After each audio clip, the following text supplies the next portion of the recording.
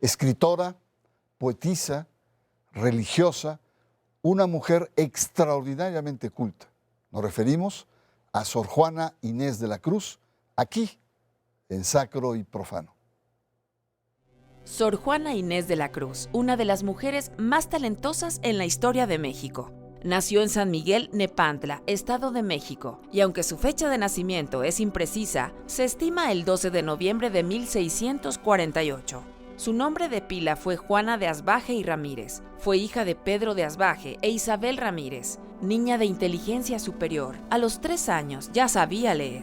A los 7 años tenía conocimientos básicos de matemáticas y letras y soñaba con asistir a la universidad en la Ciudad de México, por lo que le rogaba a su madre que la enviara a estudiar. En 1656, a la muerte de su abuelo, quien la crió, Juana de Asbaje fue enviada a la capital con una de sus hermanas mayores, momento en el que aprendió latín en aproximadamente solo 20 lecciones. A los 16 años, se unió a la corte de los virreyes de Mancera como dama de compañía de la virreina Leonor María Carreto, de la que se convirtió en una de sus acompañantes favoritas por su gran sabiduría. Tras haber estado con las carmelitas, el 24 de febrero de 1669 ingresó de manera definitiva en el convento de la Orden de San Jerónimo. La corte y las élites virreinales le solicitaban redactara villancicos, sonetos y rondillas. Sor Juana tuvo una vida prolija en creación literaria, poesía y teatro. Coleccionó una biblioteca de más de 4,000 volúmenes.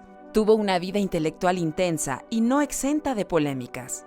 Sor Juana muere el 17 de abril de 1695, a los 46 años, contagiada de peste, la terrible enfermedad que mataba a miles y llegó a penetrar el convento.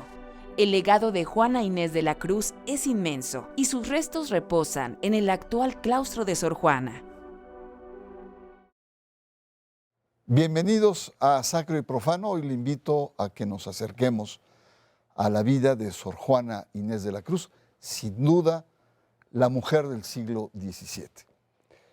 Sor Juana Inés de la Cruz, uno de los personajes más importantes en la literatura mexicana y una mujer precursora en diversos campos de la vida intelectual del México colonial. Agradezco la presencia de la maestra Carmen López Portillo Romano. Muchas gracias. Gracias, sobre todo por tus conocimientos, y es un honor para mí tenerte acá. Y para poder entender a Sor Juana Inés de la Cruz hay que entender su época. Claro. ¿Cuál es la época en la que nace y se desarrolla Sor Juana Inés de la Cruz? Bueno, imagínate que han pasado 150 años del triunfo de Cortés. Es un proceso de evangelización, conquista, mestizaje. Hay el intento de convencer a la población local de creencias, etcétera. A partir del 17, de los primeros años del 17, finales del 16, ya empieza la construcción de conventos, iglesias, en fin. Se han creado las leyes de Indias, por ejemplo. Hay una presencia muy fuerte de una concepción de jerarquía muy importante que viene en realidad por 3 corrientes. La corriente de la corona española, la corriente de la Iglesia Católica y evidentemente la corriente del Imperio Azteca, ¿no? Uh-huh. Entonces son estructuras muy sólidas, muy verticales, y en donde las mujeres tienen pocas oportunidades. Las mujeres en esa época tenían 2 opciones en la vida: o se casaban o entraban al convento. No había demasiado más. No iban a la universidad, no, aprendían a leer y escribir, y aprendían lo que era propio para las mujeres, como si hubiera una naturaleza femenina. Y entonces es una época rigurosa en muchas cosas y abierta en muchas otras, ¿no? Por ejemplo, la madre de Sor Juana es una madre que tiene 2 relaciones, abiertas y sin demasiado problema. Ser mujer en este México colonial y Sor Juana, con las características que tiene, ¿cómo, digamos, convivió con su género?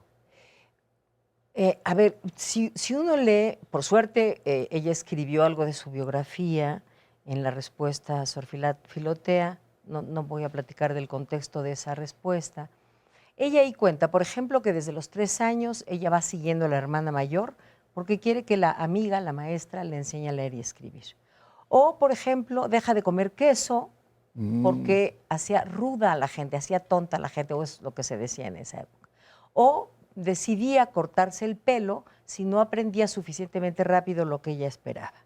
Decía, no puede estar tan provista de belleza una cabeza tan desprovista de razones.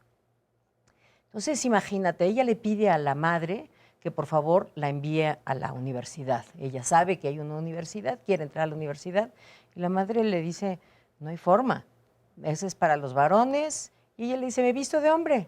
No hay forma, chao. Muere el abuelo es una de las figuras importantes de Sor Juana, es la que la acerca a la lectura, le abre la biblioteca. El abuelo debe haber muerto cuando Sor Juana tenía 6, 7 años. La madre empieza una nueva relación con otra persona, con otro señor, Diego Ruiz Lozano, y finalmente decide mandar a Sor Juana a la capital. Seguramente Sor Juana se desbordaba en ese lugar, vivían en Nepantla, en Panoayan, en la hacienda del abuelo. Es una hacienda que le rentaba las tierras a los dominicos para cultivar distintas cosas. Hay las faldas del volcán. De este volcán que está a medio minuto de... Bueno, toda la zona de Amecameca, Nepantla, Panoayan, toda esa zona lindísima. Sor Juana dice...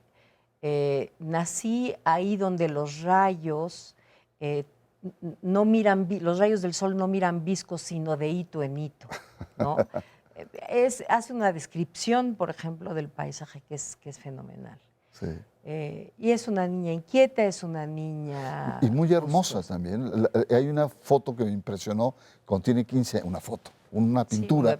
A los 15 años, y verdaderamente era una mujer muy hermosa. Dicen que, bueno, todos los cuadros pintados, todos son un poco después de la muerte de Sor Juana. Me parece que no hay ningún cuadro que haya sido pintado. Parece que ella hizo un autorretrato, puede ser, pero sí, efectivamente era una mujer con una linda figura, delgada, parece que los ojos eran... hermosos, unas cejas, en fin, linda chica, sí. Vamos a hacer una pausa, Carmen. Yo recuerdo a nuestro auditorio que estamos conversando en torno a la mujer del siglo XVII, Sor Juana Inés de la Cruz.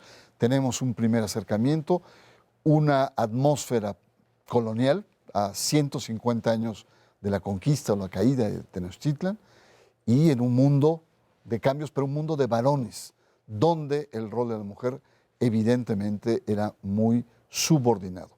Vamos a regresar y vamos a comprender este pasaje religioso, intelectual, poético, literario de Sor Juana Inés de la Cruz, aquí en Sacro y Profano.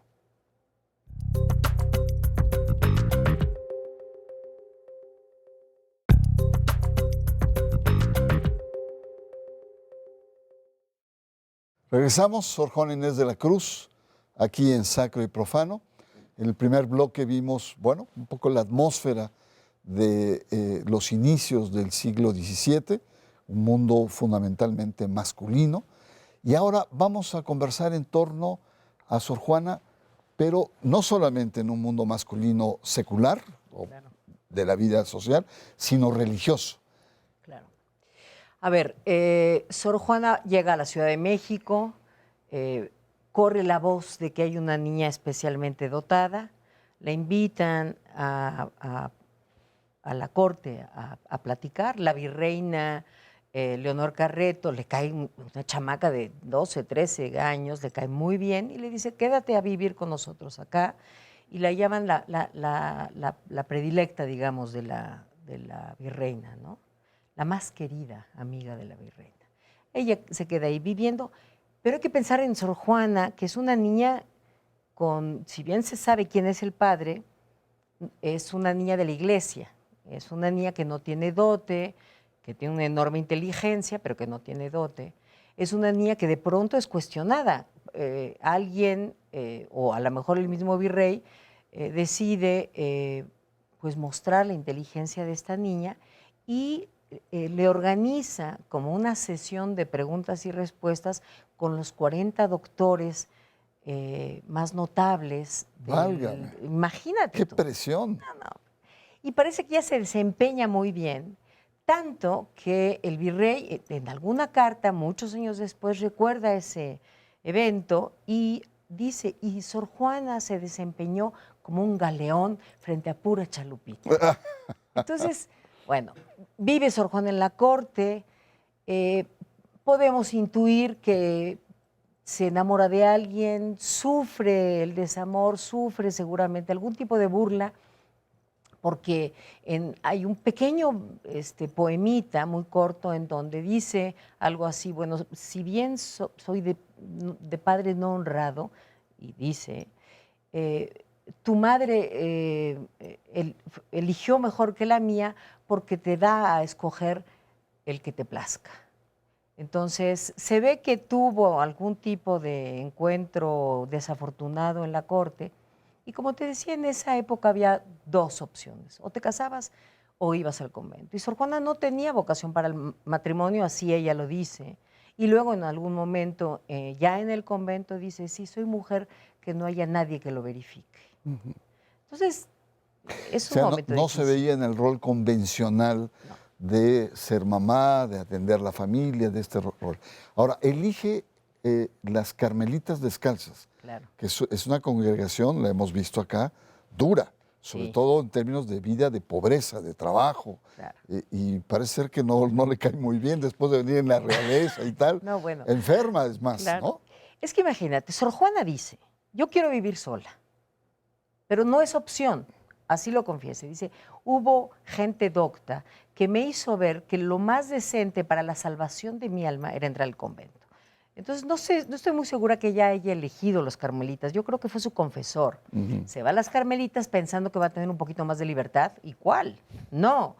A lavar pisos, a lavar a pisos, a cultivar andar la tierra. descalza. Ella entra en agosto a las carmelitas, los virreyes acompañan el ingreso de Sor Juana. Imagínate la importancia que le dan a la niña. Y la niña dura hasta noviembre. El 18 de noviembre dice, chao, yo no soy de acá. Se enferma de algo que llaman tabardillo, que debe haber sido una especie de tifoidea. Y chao, ¿no?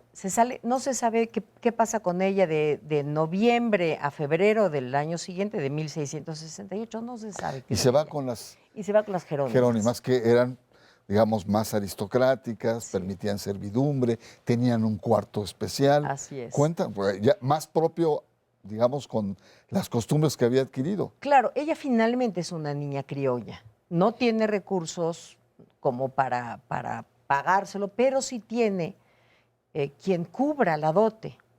El yerno de la hermana, perdón, de la madre de Sor Juana, que es donde ella vive, María de Mata, el esposo de la hija de esta mujer le paga la dote, 3,000 pesos. No sabemos, por ejemplo, quién le paga el hábito, que eran de paños carísimos, pero sí se sabe quién paga la dote. Entonces entra Sor Juana a San Jerónimo pensando, era mucho más libre el convento que el matrimonio. Había un ambiente de mucho mayor libertad. En el convento había teatro y había música y de pronto un festival y había una biblioteca y era un espacio mucho más amable y las monjas eran atendidas. No había tantas. Cuando Sor Juana entra había 86 monjas y ella al año de haber entrado al convento solicita la profesión de fe. Se la solicita a Fray Payo de Rivera. ¿Qué es una profesión de fe? Ah. Ayúdanos a entender. Claro. A ver, hay dos tipos de figuras en el convento. Las novicias de velo blanco, que son las que entran al convento y profesan 3 votos: obediencia, castidad y pobreza. ¿No? ¿Está bien? Y puedes quedarte ahí un tiempo. Cuando haces la profesión de fe, es que sabes que quieres comprometer toda tu vida a a esa creencia. Y entonces profesas y juras el voto de clausura. No vas a volver a salir. Y eso es lo que Sor Juana decide, al año de haber entrado a San Jerónimo, decide hacer el cuarto voto, hace la profesión de fe, decide quedarse en el convento, y en ese convento, pues Sor Juana le arrebata, digamos, a las horas del quehacer para poder escribir. Ella escribe en las noches. Ella fue un poco de todo. Fue la tornera, en fin, llegó, se le ofreció 2 veces ser la abadesa, la priora. Se quedó siendo la contadora, mucho tiempo fue la contadora. Y claro, le roba al espacio propio de la vida comunitaria para escribir, y escribe en las noches. Ahora, hay un aspecto que llama mucho la atención, y es que es una mujer de poder, ciertamente. Sí. Su capacidad intelectual es buscada por los virreyes, por los intelectuales, ¿no? Por los poetas, y entra en intrigas palaciegas al interior de la iglesia. Generan envidias a la iglesia. A ver, imagínate tú, se van los virreyes, la virreina Leonor Carreto se muere de camino de regreso a España. Muere en Veracruz, amiga. Su gran amiga se muere ahí. Bueno, cuando regresan, cuando vienen los nuevos virreyes, saben ya que Sor Juana escribe muy bien, y le piden a Sor Juana, a una monja, que escriba el arco triunfal de entrada de los virreyes. Y Sor Juana, jugando con el nombre del virrey de la Laguna, escribe el Neptuno alegórico, y a partir de esta figura del dios del mar, hace toda una construcción maravillosa. Y por supuesto, desde ahí empieza a haber problemas. Luego, por supuesto, con la priora del convento tiene algún tipo de problema, tanto que le dice, se acabó, no vas a leer, no vas a escribir, te dedicas a las funciones que yo te asigne. Y se ve que Sor Juana le habla al arzobispo, al cardenal, y le dice, esta mujer ya no me deja hacer nada. Y la priora le dice, bueno, pero él habla con el arzobispo y dice, pero es que me dijo que yo era un imbécil. Y el arzobispo le dice, demuestre usted lo contrario. Entonces imagínate la fuerza que le estaba dando a Sor Juana. Claro. ¿No? La van a ver los virreyes. Se cartea con todo el mundo, con Sigüenza, con todo el mundo. Y siendo mujer, para muchos, para esta casta sagrada, era muy difícil. Sí. Vamos a hacer un corte, Carmen, es fascinante toda esta historia, porque nos acerca a Sor Juana más en esta dimensión humana, una mujer en plena época colonial, en un mundo masculino, y además en la iglesia, que evidentemente la sacralidad del varón es absoluta más en esta época en la historia de la propia iglesia. Vamos a una pausa y estamos analizando, estamos acercándonos más bien a esta gran mujer que es Sor Juana Inés de la Cruz.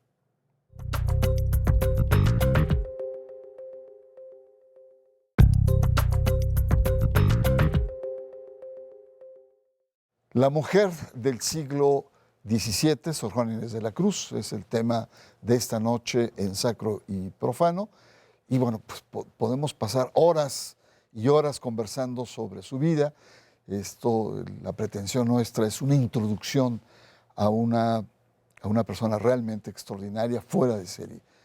¿Cómo poder acercarnos a esta vastísima obra? Porque no hemos hablado de su poesía, de su literatura, de sus cantos, y hasta una mujer de ciencia era, claro, ¿no? Además de que una mujer política, o sea, completísima.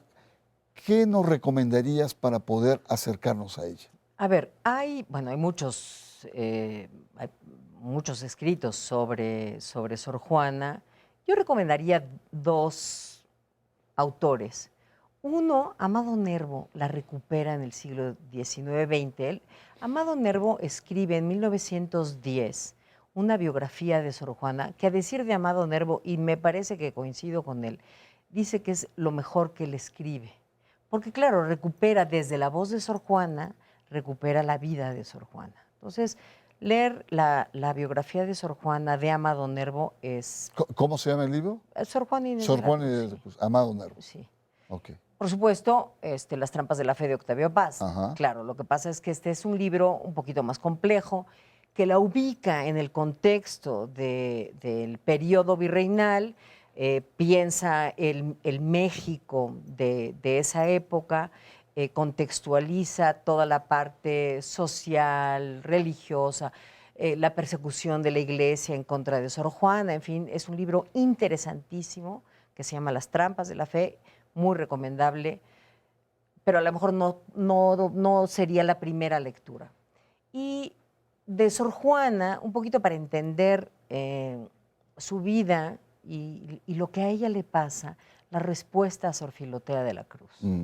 Porque ahí ella da cuenta de las anécdotas, esto de que se fue a los 3 años a buscar a quien le enseñara a leer y escribir, que no comía queso, que se cortaba el pelo. Contado por ella misma. Contado por ella misma, Ajá. ¿no? Y esta idea de, a ver, la iglesia quiere que yo escriba, bueno, su confesor, que yo escriba sobre teología, pero ¿cómo voy a hablar del todo del conocimiento si no sé de historia y de filosofía y de arquitectura y de música y de matemáticas? Entonces, es como la gran confesión de Sor Juana. Respuesta a Sor Filotea. Sí. Bueno, pues muy bien. Última cuestión, y me gustaría, es una pregunta más personal. Tú que la has estudiado, que eres rectora de una universidad que lleva el nombre, que es, me parece que está enterrada ahí, Sor Juana, en el claustro. A ti, como mujer del siglo XXI, y una mujer también de poder cultural, social, ¿qué te mueve la figura de Sor Juana? ¿Qué fibras íntimas toca ella en tu vida? Mira, Sor Juana es un ejemplo de vida. Para mí ha sido una inspiración.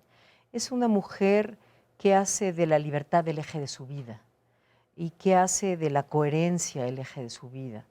Ella defiende el derecho de las mujeres a la palabra, al conocimiento, no solamente de las mujeres, en realidad de todos los grupos minoritarios. Por ejemplo, hay una frase, hay un verso que ella escribe en el Divino Narciso, en donde le da voz a los indios mexicanos. Y los indios mexicanos dicen algo así como: podrás tenerme aquí gimiendo y llorando y torturado, y lo que tú quieras, me habrás vencido, pero no me vas a haber matado, porque nunca vas a lograr que aquí en mi corazón diga que no venero al Dios de las semillas. Y eso es lo que Sor Juana nos invita a hacer como la defensa de eso que somos y que creemos.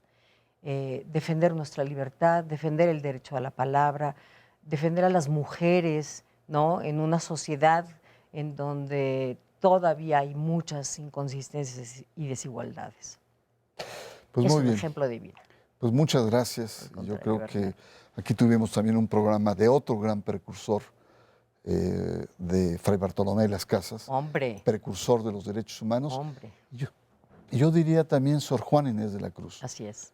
Precursora de la afirmación de lo femenino, sí, desde el punto de vista intelectual, cultural, político y sobre todo literario. Así es. Muchas gracias por ayudarnos a acercarnos a Sor Juana Inés de la Cruz, y por supuesto yo lo espero la próxima semana aquí en Sacro y Profano.